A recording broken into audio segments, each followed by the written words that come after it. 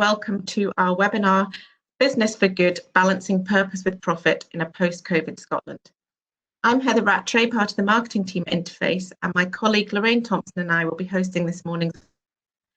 We're delighted to have our guest speakers, Dr. Miles Weaver and Dr. Hock from Edinburgh Napier University. They're going to be drawing on recent projects and research which have been widely published in Scotland, the UK and Europe.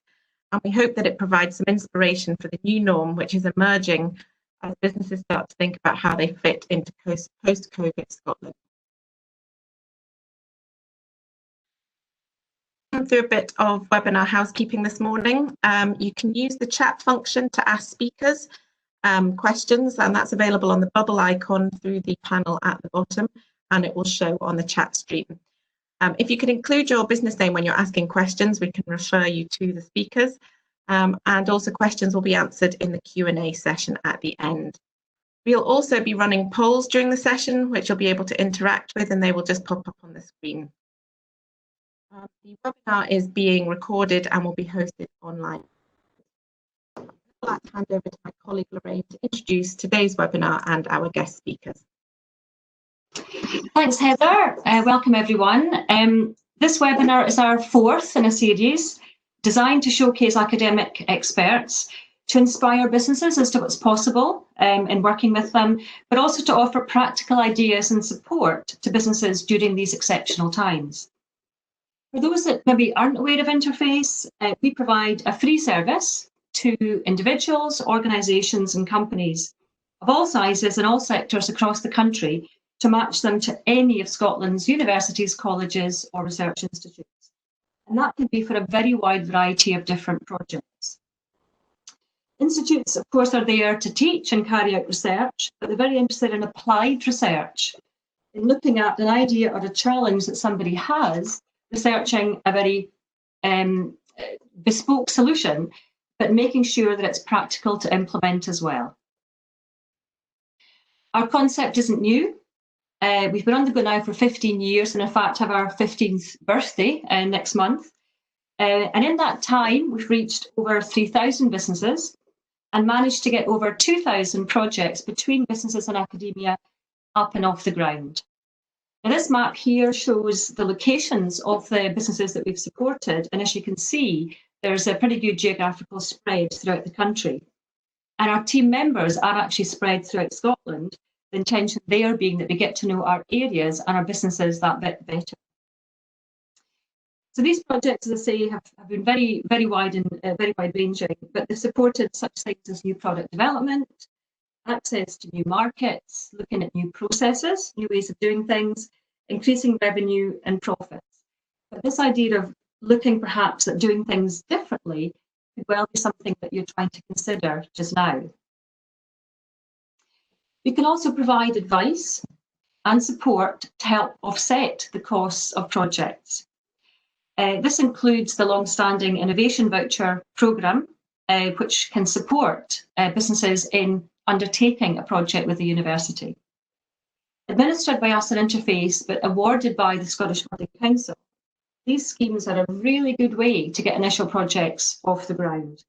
The Innovation Voucher scheme is about new products, processes, services, but the more recently introduced Workforce Innovation Voucher is a more inward look at a business and how it can really maximise its workforce effectiveness and also productivity. So perhaps inspired by today, you may be interested to find out a wee bit more about perhaps the second one of these after the session.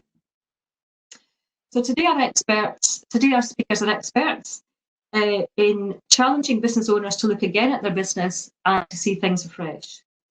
Dr. Miles Weaver and Dr. Hock from Edinburgh Napier's Business School for Purpose-Driven Organisations will be discussing how many businesses that emerge stronger in post-COVID Scotland will be purpose-driven, but using business as a force for good.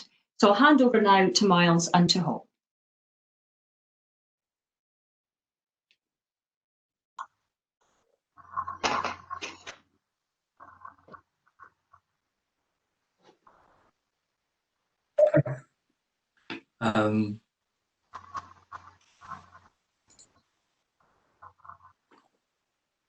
Okay, so thank you everybody for joining us today.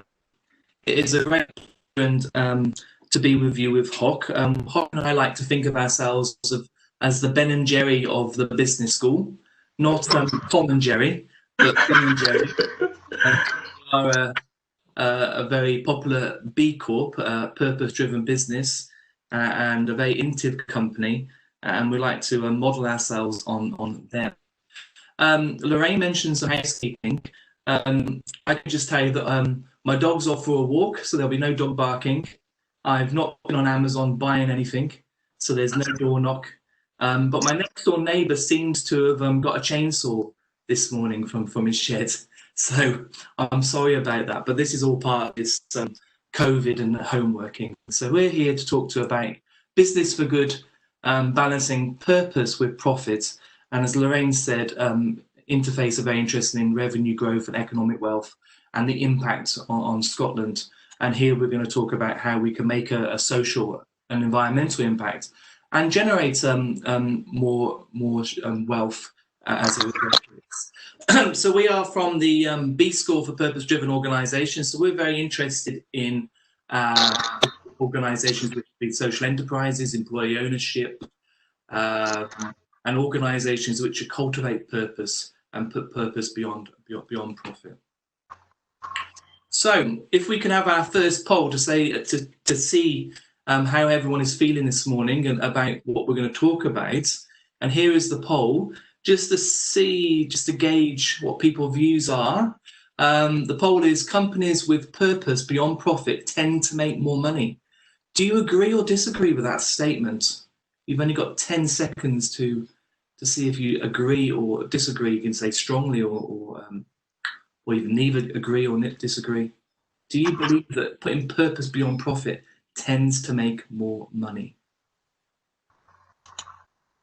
So the poll has ended and the results will come up.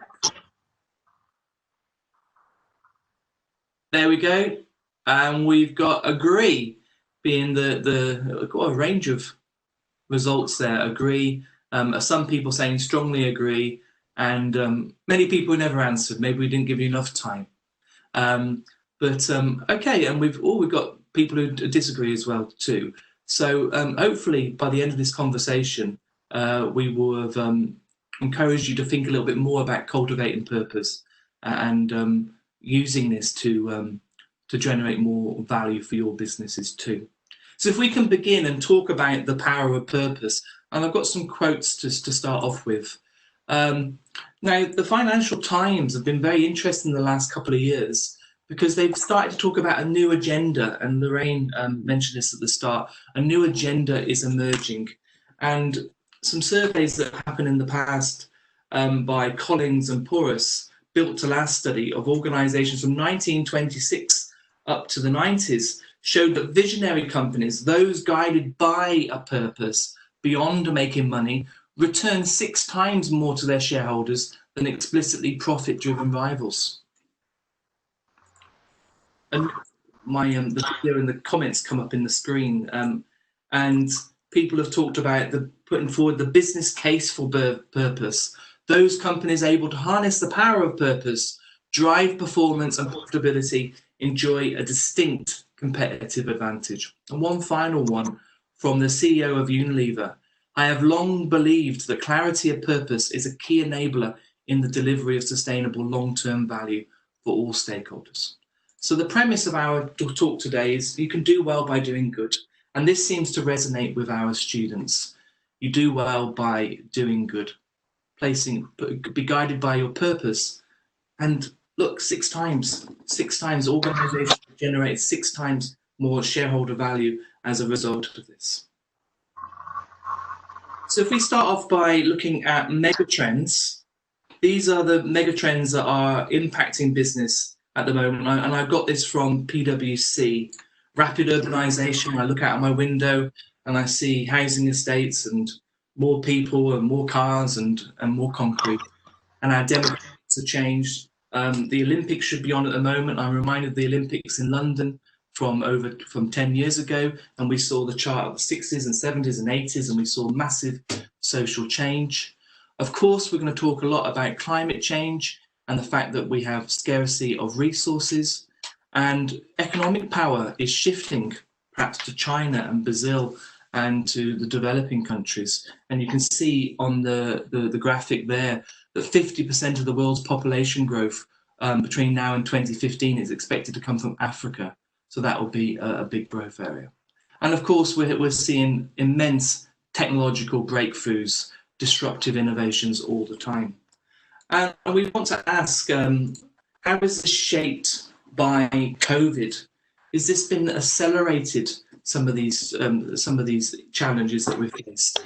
And of course, how do we build resilience going forward? So that wasn't one of the mega trends that was identified, but we live in a world of great uncertainty, and we're seeing organizations need to build business resilience as a result of what's going on around us at the moment. So if we put these mega trends in context, we're going to talk a lot about the Sustainable Development Goals today and how they offer a blueprint for a better world. And 195 nations across the world have come together to agree on these 17 goals. And climate change and people are at the heart of this, but also is economic growth. So we will look at that challenge in more detail. We will look a little bit more at those articles that have been published in the Financial Times that have called for capitalism to be reset, not overhauled, but to be reshaped, to work more for more of society. And we're going to talk about how we do that through creating sustainable value. Doing good things and business for good is part of our national makeup in Scotland. We've been doing it for centuries. And we'll look at what we've been doing in the past and what networks are emerging into the future. And we'll look at more holistic approaches to how we can go about creating sustainable value and change. And how can we measure the impact of our strategy and our practice across the Sustainable Development Goals. And we've got two ideas, two tools that you may be able to use to help you do this. It's very difficult to measure the impact. And one I'm sure Hock will be very, very pleased to talk about is our students offer great hope. These are the next generation.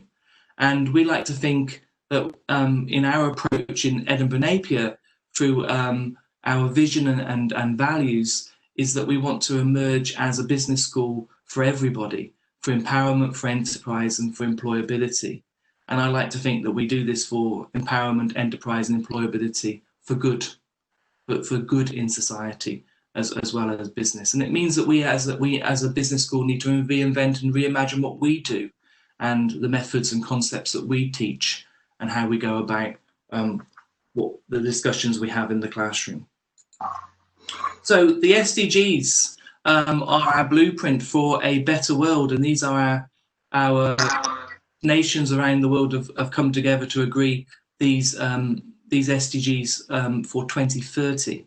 And you can see that there are 16 SDGs there which highlight different challenges, and the 17th being how we work towards partnership for the goals. And this is an area that Hock and I have been working on in great detail through our research. In 2015, Nicola Sturgeon announced that Scotland will embed these SDGs in the National Performance Framework, and we'll come on to that in a moment.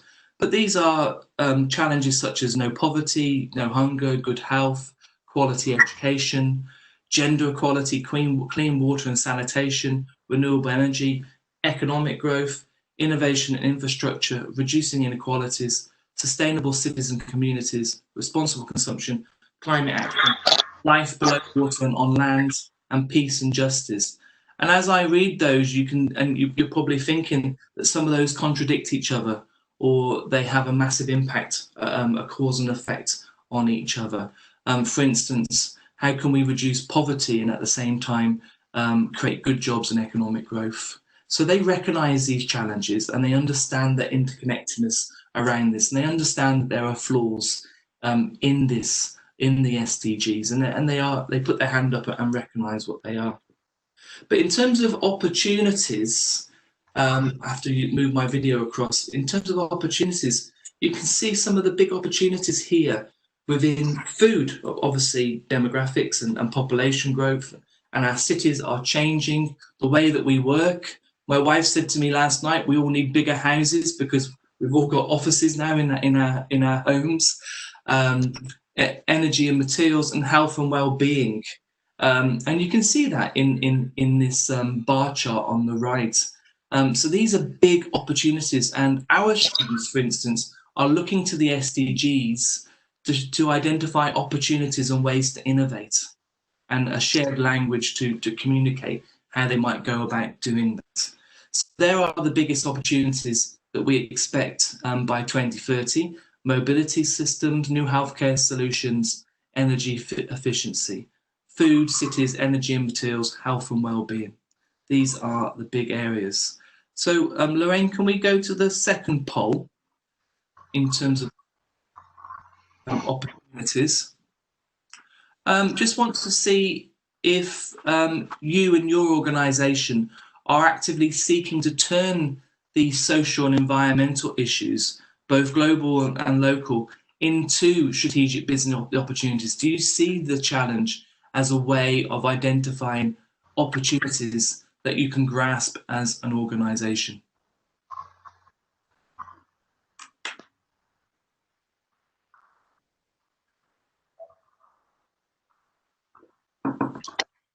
Okay. And yeah, okay. So we have a lot of agree and strongly disagree, and a few organisations who have not seen these as opportunities yet. I'm conscious that Hock hasn't had a chance to talk. Is there anything you want to raise here, Hock? No, you're doing very well, Miles. It's just that right at the beginning you were talking about purpose and profit and so on. It just reminds me of what Simon Sinek talk about the golden circles. I mean, a lot of businesses know what they want to offer or why or how to go about delivering it is the why question, right? I think more than ever now the why question is so important, the purpose and meaning. And it kind of reminds me of what Viktor Frankl talks about in his book in Man's Search for Meaning. He survived Auschwitz, and as a psychiatrist, one of the reasons he came out with is that people who survive the concentration camps are those people who have inside that purpose and meaning. And I believe that in the current situation, businesses who can discover that purpose and meaning and those values, I think they will thrive. I think in the current situation, Miles, it's very hard to see beyond our nose. I really struggle, as if I imagine myself as an entrepreneur, every day I look at the news, is there more lockdown? Is there a second wave? Is there waves? It's so difficult. I think we had this discussion yesterday, Miles, and one of the best way we can prepare for all these unknown is to control those variables we can at the moment, right? And focus on the purpose and meaning and remind us why we are doing what we are doing. And I think the SDGs. Yes.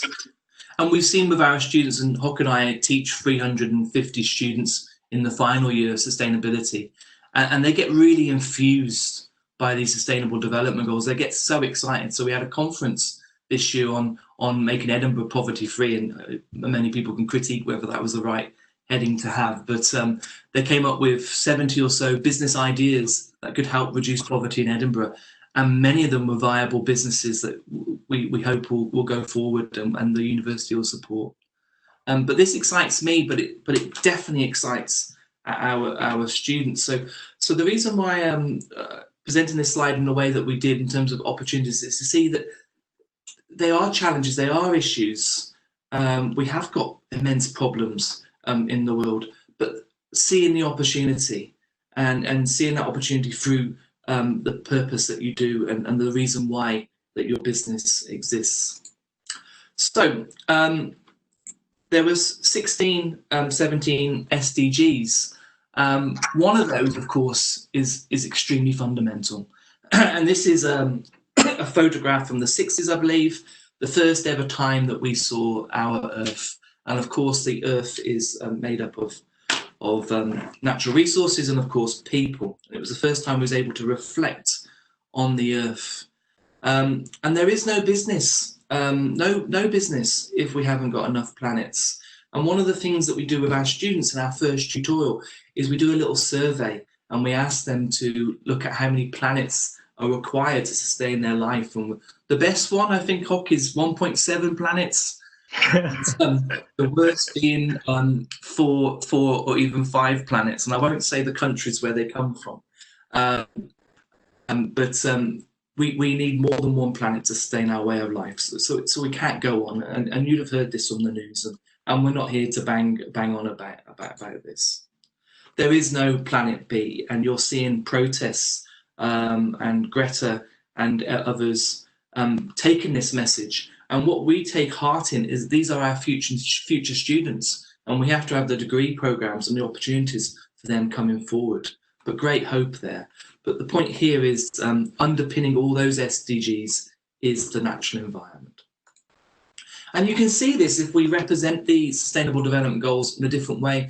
And I must admit, I came across this about 3 weeks ago in a presentation that I attended. But what it does is they call this the wedding cake, is it shows that the biosphere at the bottom, we have to appreciate the impact that we make on the natural environment, people, society, being in the middle. And without that, we cannot get economic growth, the economic SDGs, which are present. So I'm hoping to get the chat going now and ask you, out of these Sustainable Development Goals, which of these do you wish to make the most impact against? Now, I suggest for this conversation that you pick 3. And I'm hoping you'll pick one from the bottom, the biosphere, and one from society, and of course one from the economy. So which 3 SDGs do you wish to make the most impact against through what you do in your business? And I thought the way that you can do that is by just write in the comments or use the hashtag SDGs, not on Twitter or Facebook, but within the chat function. So which of those SDGs in your business would you like to make the most impact against? And I can see through the chat there's not much discussion, Hock. So hopefully people will start posting and we'll move on a little bit. Now, Scotland is very unique, very different, and we always hear about this unique Scottish approach.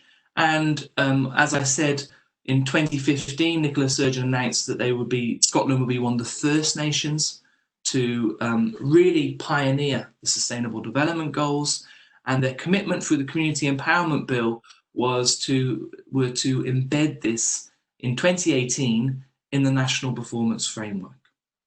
And I don't know whether people have good knowledge in the National Performance Framework, but as a public body or a charity the university is, we have to start to demonstrate our impact across the National Performance Framework. And now it's great because they embed the Sustainable Development Goals. And I put in the title of this slide, Global and Local, because obviously people think the Sustainable Development Goals are global, but there is poverty in Edinburgh and Glasgow and in the Highlands. What the Scottish Government have been able to do is to look at how Scotland makes impact across global measures and makes a local impact. And one of the things you may have seen on the news about 3 months ago is that Scotland was the first nation to end period poverty.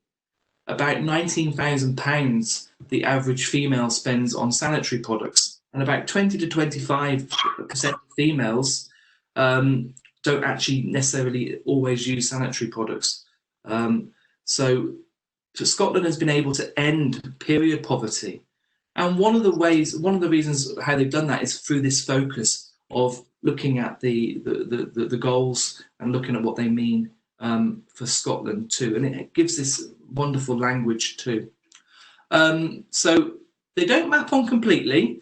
They're not perfect. But you can see in the National Performance Framework, there are 11 outcomes, 81 indicators, and they are linked to the Sustainable Development Goals. And now the Scottish Government is committed to reporting their national performance framework and how this has an impact on the global SDGs and the local interpretation of these.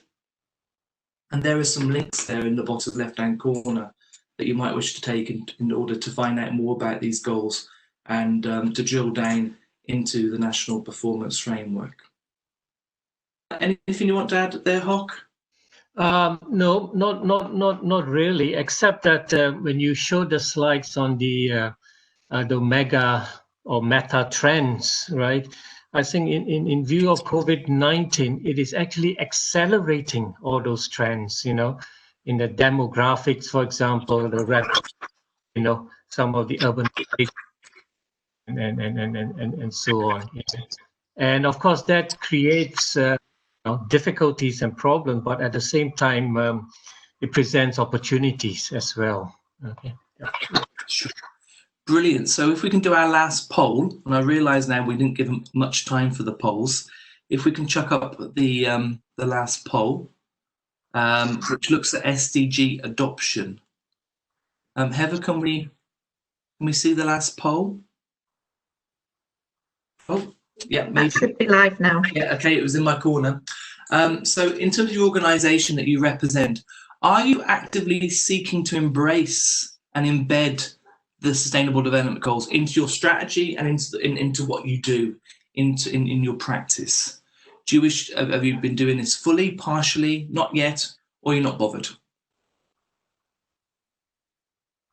You've got to be quick. Okay, so, a lot of people did answer. So 5 organisations on the call have fully started to take the SDGs and to translate those into the organisational strategy and what you do in terms of your practice. And then 6 organisations have partially have done that. I must admit, I would say the university, Edinburgh, Napier, are partially, but we're working into fully embedding the National Performance Framework and the interpretation of the SDGs across our strategy. We're working on that at the moment. And 5 organisations have not embraced or adopted the SDGs. Okay, so that's quite encouraging, Hock, isn't it? Yes, very. Yep, a lot of work to be done, but yes.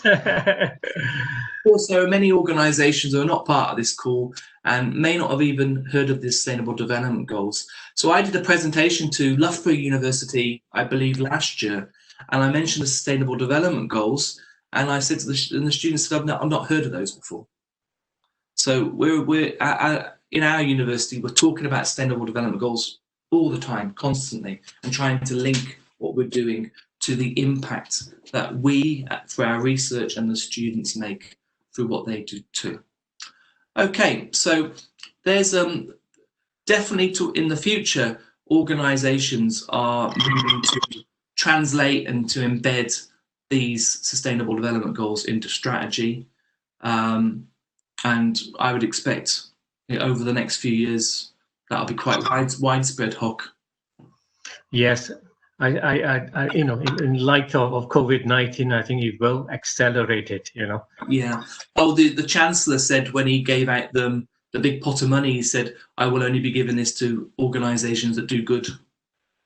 I don't know how he's evaluated that, but he did make that statement. Okay, so the Financial Times, the big shout out to capitalism and what business does. They had a very interesting issue in 2019 where they titled it "Capitalism: Time for a Reset." So again, I said at the beginning, not to overthrow capitalism, but to reshape it and reshape it for society. And if you go to the Financial Times, follow the link below, hundreds of articles talking about what hasn't been working and organisations that do work. And this is Hock and I's favourite product. Yes, it's a toilet roll, which is probably the most important thing over the last 6 months. And it's called Who Gives a Crap? And Hock and I was talking yesterday, and we said when there were shortages of toilet roll, our box of, 40 toilet rolls came without a problem. And this is a B Corp, and we'll talk about that in a moment. And they are committed to 50% of the profits donated to help build toilets. And it's an environmentally friendly product. No plastic. It's plastic free. And we was also talking about our vegetable boxes, how we weren't. We still got our food, and they saw a massive growth in people wanting to get their milk delivered or vegetable boxes, but we was already in that and on top of that already. Mars, can I just add something to that? Yeah, I mean, there's a lot of debate on kind of the neoliberal paradigm that we kind of experienced in the last 3-4 decades. And Joseph Stiglitz has written a lot about this, and I think he came up with the idea of progressive capitalism. Right. That's basically that's another form of capitalism that he's trying to promote. So over to you, Miles. Yeah. Okay. So I was looking at the chat, and there hasn't been a great number of people chatting, but we have got from Donna their focus on health, and Heather looking at increasing the environment and society, and Robert says seems the majority have yet to be convinced. So we'll keep working on that over the next 5 minutes and see how well we'll do. Some good news here, though, is that the university has just been awarded some additional funding to help organisations struggling with COVID-19, and we're going to offer a series of workshops to help them use to measure their impact in terms of social and environmental impact, and to demonstrate how that can actually generate more wealth for the organisation and society too. We might mention that towards the end. So in terms of academia, the Harvard Business Review, I think this is 2010, isn't it, Hock? Had a whole issue, Michael Porter and Mark Cramer talking about how to fix capitalism and talking about capitalism at a crossroads.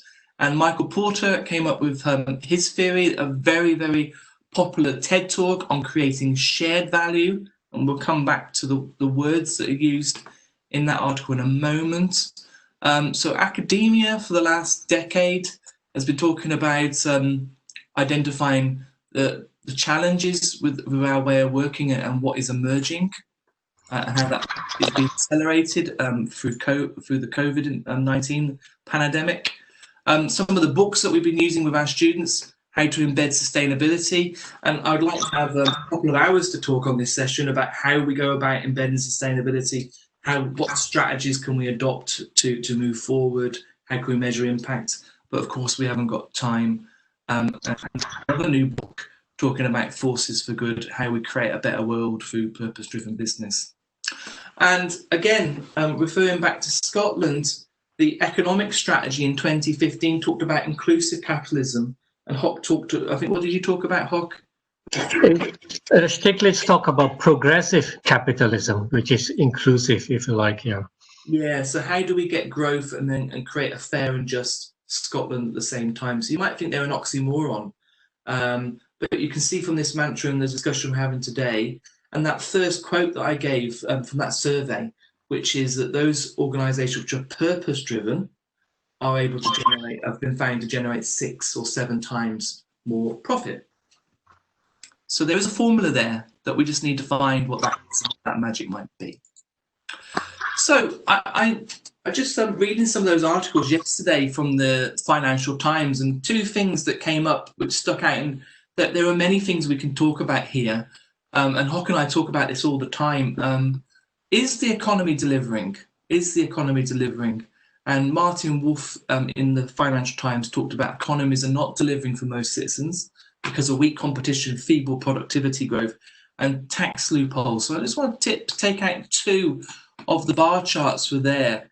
And look at this, from the 1950s, over the last 60, 70 years, productivity has fallen. Productivity has fallen. And look at the UK there. It's fallen quite dramatically.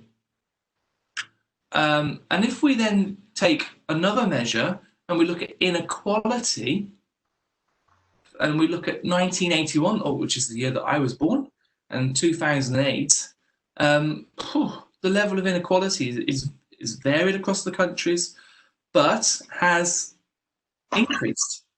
And if you look at the UK and US, the difference is larger. These are only two ways of looking at whether the economy is delivering or not. But I think that says quite a lot. I'd like to add to that, Hock. Can I just add something to what you were saying? In fact, COVID-19 has accelerated this. I've just read an article saying that the 0.01% have seen their wealth increase by something like 30%. So someone like Jeff Bezos has seen his personal wealth gone up by 30 billion.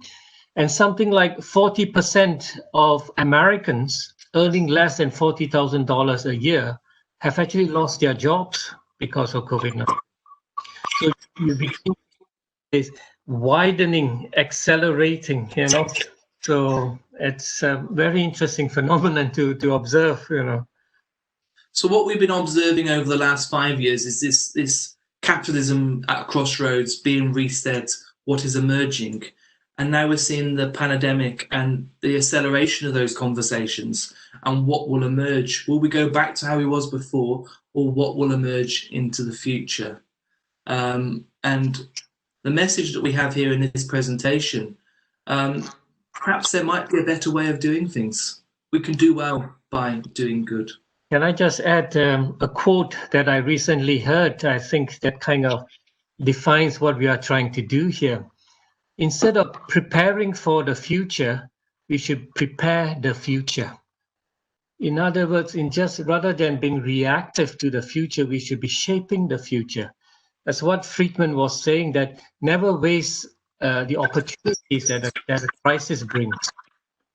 Because the action you will take will depend on what is available on the table, And I think that it is during a crisis, what we talk about the Overton window, it widens. Overton window is basically the kind of option society would consider in a given situation. So we are in a crisis now, and this window will open, and that would make society open to new radical ideas, And I think this is the opportunity for businesses, for people who develop, come up with the ideas, Mas. Yes, sure. So here we go. On the face of it, shareholder value is the dumbest idea in the world. Shareholder value is a result. I like this. Shareholder value is a result, not a strategy. Your main constituencies are your employers, your customers, and your products. I think we can add to that the natural environment as well. Yeah. The opportunity, if we take some our academic commentators, the opportunity to create sustainable value, what we're going to talk about next, shareholder wealth that simultaneously drives us towards a more sustainable world is huge. Now, as academics, we're not allowed to use these words. Maybe Harvard professors are allowed to use these words, but they say it's huge. The business opportunity is massive. And if we look at Michael Porter, there's a fundamental opportunity for businesses today to impact and address these social problems through a business model. And this is the largest business opportunity we see in business. So that's what a Harvard professor is saying. And I do put a caution, so I'm repeating myself here, but it's really important. We must remember that our important drivers for new resource and capability development is constrained by the challenges posed by the natural environment. So I often like to think about a glass of whiskey, and the taste of that whiskey will depend on the water source, the ingredients, the lay of the land, the natural environment. Our tourism is based on the natural environment. Coca-Cola, if you change the water source or the sugar or whatever it might be, it changes the taste of Coca-Cola. So all competitive advantages are derived from the resources we take from the natural environment. And as we said already, we haven't got enough planets to sustain our way of life. And we don't want to go into the tree-hugging eco-warrior chant. So here's a deeper, meaningful question before we move on. And I'm trying to, we have got a few more slides left. Why does your organization exist? Why does your organization exist? So we haven't really given a definition of purpose yet, but this gets us to it, doesn't it? Why does your organization exist? Profit? No, we've already said that profit is a result and not a strategy. Why do you exist? Why do you get out of bed in the morning and go to work in this collective organization? Because you know that you can't achieve that on your own. So we have collective people come together, and we call these companies, don't we? And what contribution does your organization make on society, to your employers, to your customers, through the products and services you offer, to the natural environment? And I've got another hashtag there, purpose. I'd love to hear from in the chat why your organization exists and what you think your major contribution is on society. And in terms of interface and innovation vouchers and the great products that they have, we have to demonstrate impact. Economic impact, okay, can be measured, and social and environmental impact is very, very difficult to measure. And particularly to measure the impact that we make through social and environmental impact. And we know from the past that actually can lead to more economic impact. But it's extremely difficult to prove that or to demonstrate that. And that, to me, is one of the biggest challenges. But we have some ideas that we can move forward to do that. Can I just say one thing, Miles? I think in our economic model is very much short term. We think of quarterly. We can't think beyond quarterly. I think to address the issue of purpose and how it would impact sustainability and so on, you have to think longer term. And I think it's very, very challenging, Miles, to measure that impact over a longer term. Yeah. Sure. Okay. So Donna's added to the chat. So how can you use a business model to address the social issues in health that she's thinking about? And she wants to create new partnerships and relationships through health education and organisation. But Donna, why do you want to do that? What will be the benefit of that? And once we start asking the why questions, we start to understand why you exist. Yeah? Okay, so let's move on. So this new agenda is what we call sustainable value creation. And this is the academic slide, I'm afraid.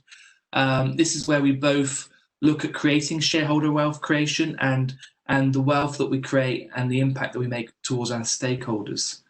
And we're going to look at the word value in a moment.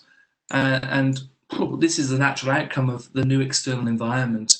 And of course, as we said, accelerated by COVID-19. And how can we work with and collaborate with our stakeholders in a meaningful way and have a positive impact on what they do? Because that has an impact on what we do too. And of course, it's indispensable to future competitive advantage. And you can see this in this sustainable value framework here on the right.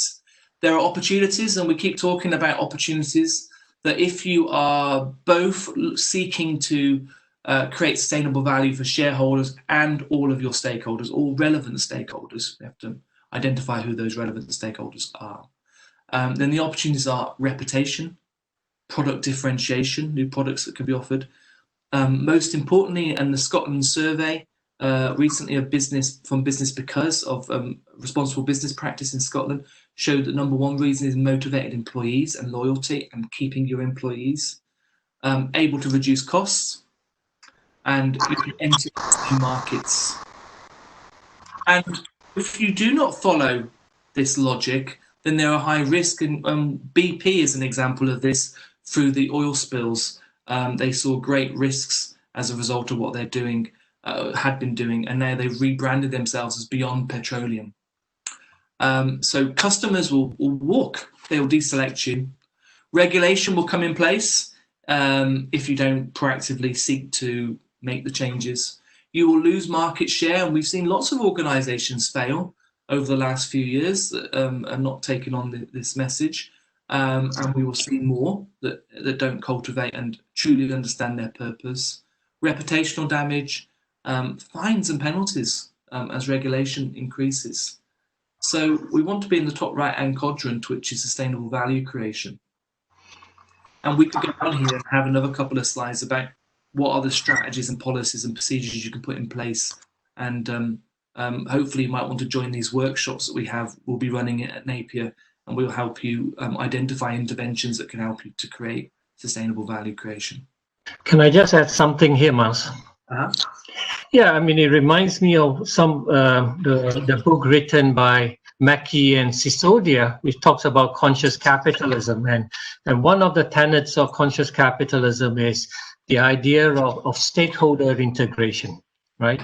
So by integrating all your stakeholders, you begin to create sustainable value, right? So basically, it sums up what Mackey and Sisodia was trying to encourage businesses to do. Over to you. And what we're interested in is identify who those relevant stakeholders are and how we can build a meaningful engagement with them. So if you saw from the invitation, there are some articles that we've written, and we're looking at how to create cross-sector collaboration. Similar to what Donna, I'd like to talk to Donna about her idea, how you can create partnerships towards the goals, cross-sector partnerships, businesses, government, and third sector organisations and charities, and how they can co-create solutions to address these social issues. And that's what we're doing our research on, and we'll be interested to work with you guys to help you do that. Okay, so I think we're running out of time. We want to talk about some of the language that's used in business. What do we mean by the word value? And I think Hock and I have conversations all the time, and it seems to come down to the language that we use and the business language we use, and how we disseminate the models and concepts that we share with our students, and what is meant by value, and what do people generally mean by the word value when they hear the word value. Of course, your economic value, social value, environmental impact, but what does value actually mean to you when you hear that word? And often it gets confused with the word values. And you see this when you get businesses and third sector organisations together. One talks more about values and one talks more about value. You can critique me on that, but we have done workshops and we've seen that. And we put our values into purposeful action to create value. And our values might be integrity, honesty, and things like that, in order to create value. And then we've used the word purpose, our compass. What do we actually mean by the word purpose? And we see this in our vision, mission, and goals. And meaning. What gives us meaning to going to work, to do what we do, to innovate and to create the products and services that we have? And all this helps us to create our sustainable value creation. And the point reiterated again, that profit is as Hock put, a byproduct. It's an output of the process. And there is this, business is this wonderful mixture of how we see value and use our values to fulfill our purpose, and gives us meaning in what we do. Can I just add something to what you've said, Mas? Mm-hmm. Yeah, I mean, for me, a purpose is something external. You know, the purpose of the organization is to make money or provide transport or provide healthcare. The meaning is more of an internal. For example, the purpose of becoming a nurse is to or becoming a doctor is to save life. But we know for a fact that unfortunately some of your patients will not survive; they will die. But although you have not achieved your purpose, it still gives you meaning. You know, the meaning here is that you care for people, compassionate, you show kindness, you know, that humanity. I think we need to bring those few together: purpose, meaning, values, and that creates value, is what I'm trying to say. Oh, yeah, and we often get mixed up in how we use these words. Like, we see this in our students, don't we? We're going to do some more work on that, and obviously do more thinking and interest in your ideas. Okay, so only a couple more slides left. Scotland is unique. We live and breathe this stuff, And here's a workshop we did, B Corp, B Lab did at Edinburgh Napier, getting the community together on those organisations who want to be B Corps. And if I look back, and it's nothing to do with my name, but I think I look back to the 17th century, and the first cooperative was in Scotland, the Fenwick Weavers, purpose-driven business. I would like to think that's probably the first. And then we can see New Larnock, and we need more Robert Owens in the future, and the father of the cooperative movement. And these are business models, and certainly Alice, who came and gave a presentation to us recently. We need more Alices who created these wonderful Social Bite, which is a social enterprise. So these are business models that are highly driven by purpose. But of course, we've talked about Unilever and other businesses, Ben & Jerry's, which are for-profit businesses, and they're seeking to be B Corps, for instance, that put purpose beyond profit. So this community is centuries old and is emerging here in Scotland, doing things differently, and it gives me a lot of meaning in the research and the work that we do. And there are lots of companies that are seeking to be B Corps. You might want to look it up. I'm from Morningside in Edinburgh, and I've got a cook. I can buy some Ben & Jerry's, and what's the other one on there? In my street there's lots of different Jojo B Mama, which is a children's brand, all in the high street in Morningside, and these are all B Corps. And B Corps are organisations that have gone through an accreditation process and have been awarded a score based on their environmental, social, governance, workers, impact, and then they join this network of B Corps, and they use that in a similar way as a fair trade badge. Okay, and then a project that we're getting involved in Edinburgh is a place-based initiatives for partnership working, and sustainability is won or lost in cities. It's in cities that we come together in communities. And in this picture here, you can see the business community, the third sector community, our dean from the university and others, starting to ask the questions, how can we come together in a meaningful way to make a massive impact across these SDGs through our business models, through the charities that we do? How can we come together and not just achieve things alone, but how can we collaborate? And these conversations are just started, and Edinburgh has been awarded Cities Can Be status, and you'll hear more about that into the future. And there are approaches that can be used. You may be aware of the excellence model, the EFQM model, and I put this model in here because this in January time, this changed, and the excellence model came from the TQM, the Total Quality Management Movement, and you can see now there's a big focus on innovation and how you can innovate through social and environmental impact, and you can see in the bottom right-hand corner, execution.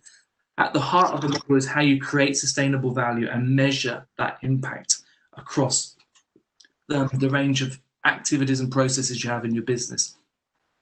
I think that will be a very good model. 200,000 businesses across Europe use the EFQM model, including the Bosches of the world. And this is the new model, and it's now driving on sustainable value creation and innovation. So I think that will be a good model for the future. And we have a whole module that is based around business excellence that I teach. And this is another new one which has been designed by B Lab and the UN Global Compact, which is the SDG Action Plan, which gives you a rating, which helps you to measure the impact across the different sustainable development goals. And this is a free-to-use tool.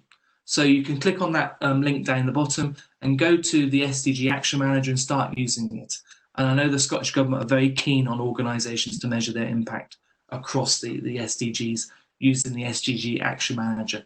And I believe this was launched only 3 or 4 months ago. And the workshops that we will do in the future with Scottish businesses will be around using the SDG Action Manager to come up with an action plan to embed and adopt the SDGs, to identify economic, social and environmental impact. And then we will work with organisations over a 6-month period to measure the change and the impact that they've made. And here's an opportunity here for Interface to offer some funding post-COVID in helping organisations to do this. This is my last slide, or last two slides, and I've realised we've gone on a little bit. These are some of our students. They give us great hope, and they did this conference which was led by Hock. So Hock might want to talk about it, around poverty free, and they got together through the council and the chamber and other organisations to put on a conference for the business community in Edinburgh and beyond. And they presented their 70 or so business ideas on how they can use a business model to address social issues. And this gives me great hope. This is a picture from the bridge in Edinburgh. Well, some people might disagree because there were great protests. Our future students are demanding this. They want systems change and not climate change. So I look forward to teaching them and having them in our classrooms in the future. And as a business school, we are committed to the principles of responsible management education. We've just signed up for that, and Hock and I will be working on that.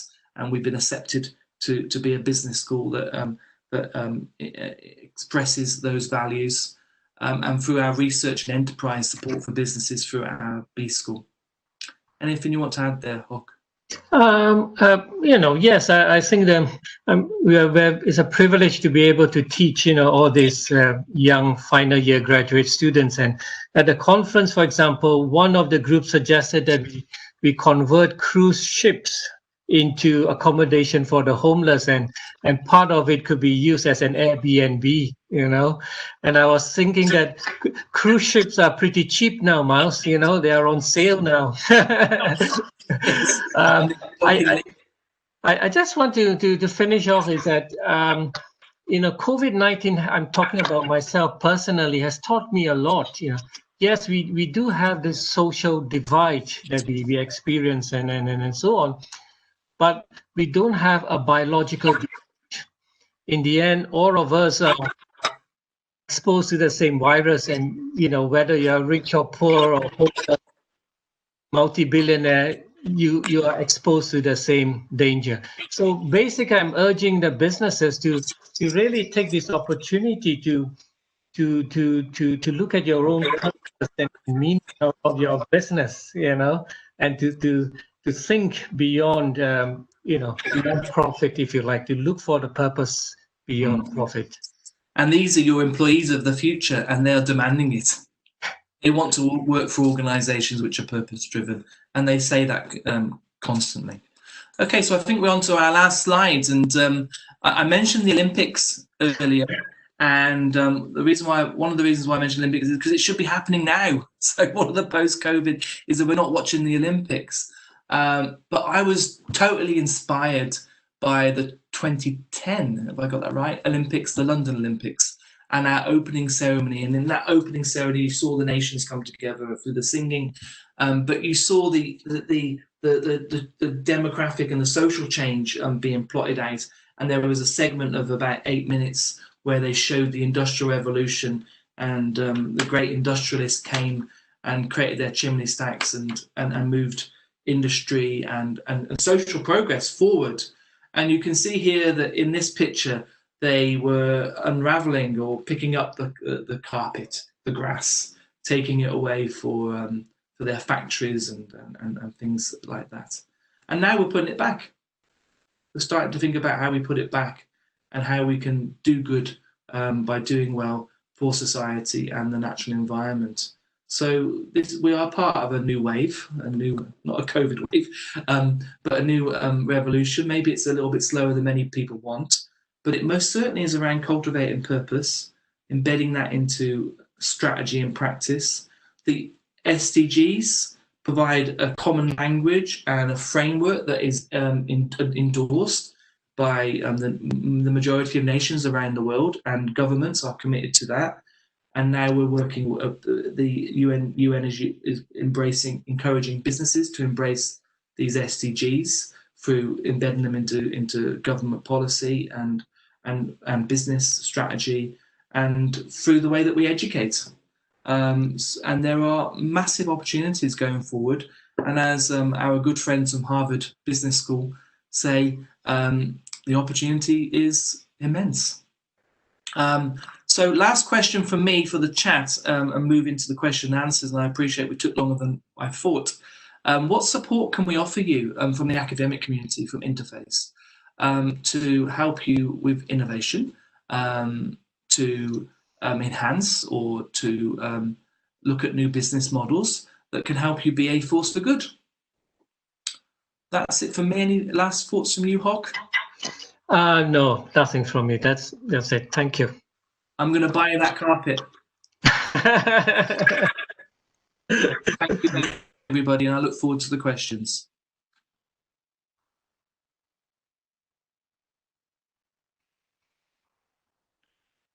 Sorry, Heather, I think you're on mute. Sorry about that. Yeah, thank you. Thanks very much, Miles and Hock, for that really interesting presentation. There's been some feedback coming through on the chat.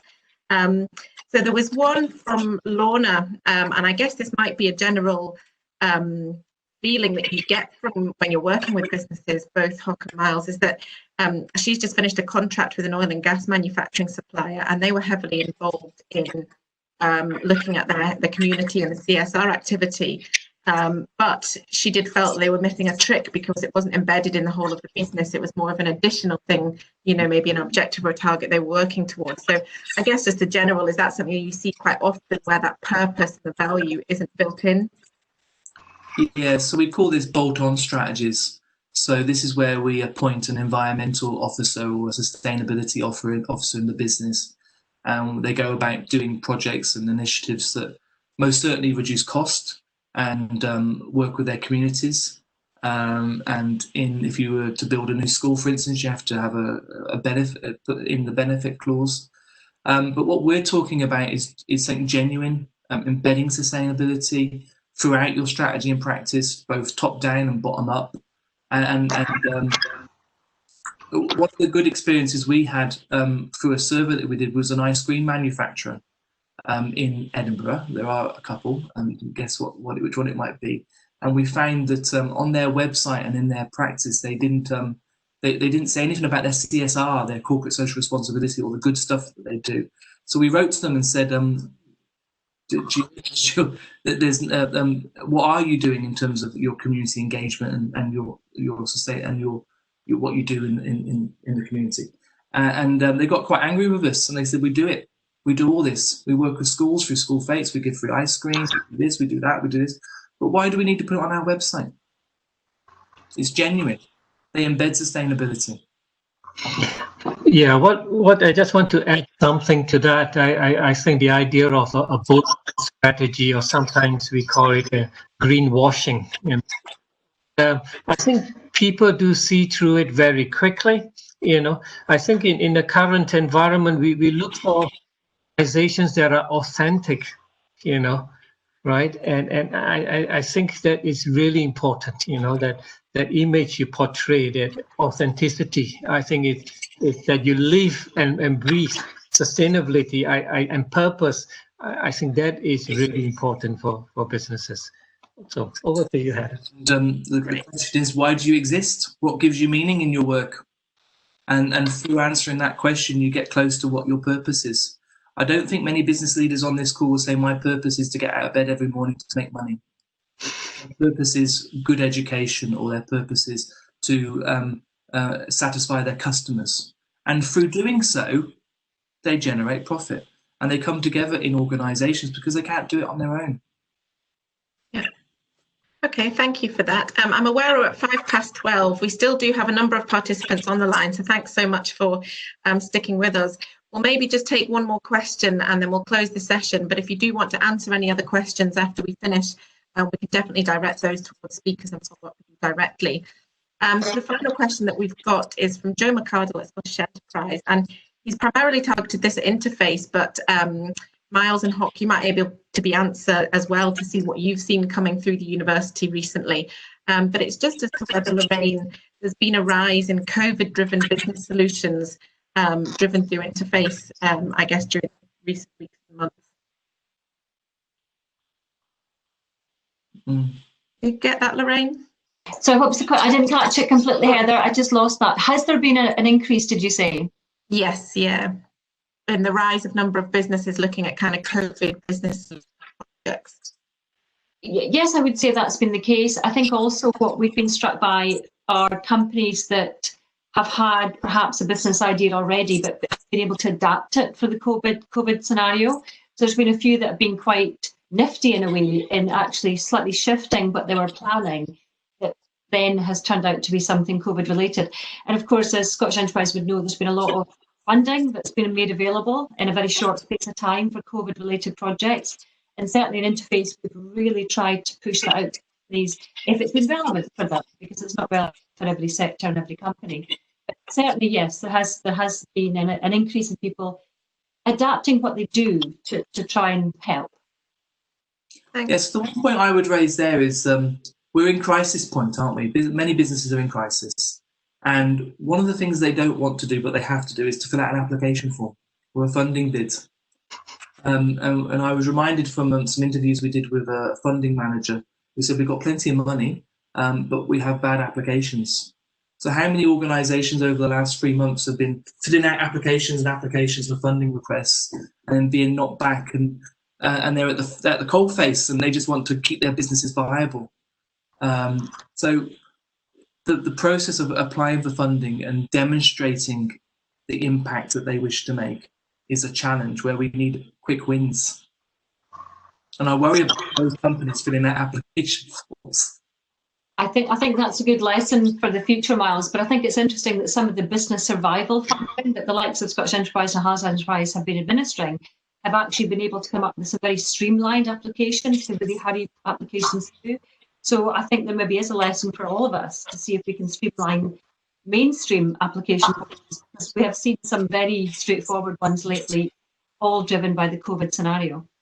Yeah, sure. Yeah, I just want to add, if I may, just a short comment here. I think COVID-19 has taught businesses to focus a bit more on resilience, right? I think we focused so much on maximizing profit that, in our supply chain and so on, that we have not taken resilience into account. And I think the opportunities now will come where businesses can rethink of their business model, where they can be more resilient, maybe shorter supply chain, having more diverse suppliers. And another point I want to build in is that your ability to source locally. I think that is also important, right? I mean, I was just speaking for myself. For example, I source my food locally where possible, so that I can ensure a reliability of supply. I get my toilet rolls from who gives a crap, regardless of what happens, I'll get my toilet rolls.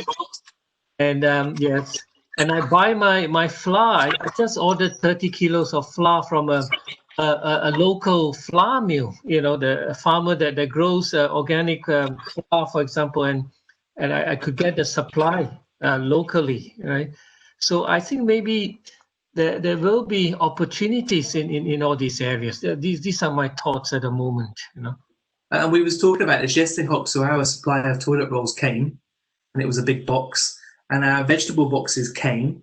And I remember talking to the owner of the company, and it was Siberian's farm that they deliver for. And they said, well, you're a loyal customer, so we look after you first, and we'll try and deal with the demand. So the obvious answer is don't panic. Everyone went running out for toilet roll and things like that. But that panic created shortages. How does that translate into business is very, very difficult. But build strong relationships with your suppliers and partners, shorter supply chains, local supply chains. All this helps. Yeah, definitely. I think this is a great opportunity to build relationship. We talk about stakeholder integration. This is the time to build that network, and build resilience and build loyalty and friendship, if you like, relationship. I think that is really important. Yeah, and that was part of our core message today. It's that stakeholders, identifying who the relevant stakeholders are. We're not talking about every stakeholder. Who are your relevant stakeholders? What is your local community?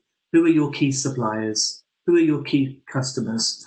And through your purpose, you can build that strong bond in a meaningful way. It has to be meaningful. And in terms of some of the comments in the chat, we've kept away from the word corporate social responsibility, CSR, philanthropy and things like that, because we're trying to find meaningful ways to engage between business, third sector organisations, government, in a meaningful way that has an impact and a measurable impact on a range of stakeholders, that addresses a social issue or environmental issue, and at the same time can use a business model. And that through that business model, businesses grow and communities thrive. Great. Well, thank you very much. And I think, we're at just after 10 past 12 now, so I think we will close the session. But thank you so much, both to Hock and Miles. I think there's just been some really great, I guess, sources of inspiration, ideas, opportunities, and you've provided some practical tips and tips and some links. So we will, of course, make sure that all of the resources are shared afterwards, and as I said, the video will be going online. I guess just final closing from Interface is universities are open for business during this point to help rebuild from the impacts of COVID, to support businesses, and Interface are here to help make those connections. So if any of the content today has inspired you, we can help kind of introduce you to speakers, or if you'd like to speak to one of the Interface team, we can do that. All of our contact details are here, and as I said, we'll follow up directly after today's session. But finally, again, just a big thank you to Miles and Hock for the presentation today. It was really interesting, and thank you as well to Lorraine. So thank you, everybody, and thank you for joining. Thank you. Thanks, Thank you. Heather. Thanks, everyone. For joining. Thank you. Thank you.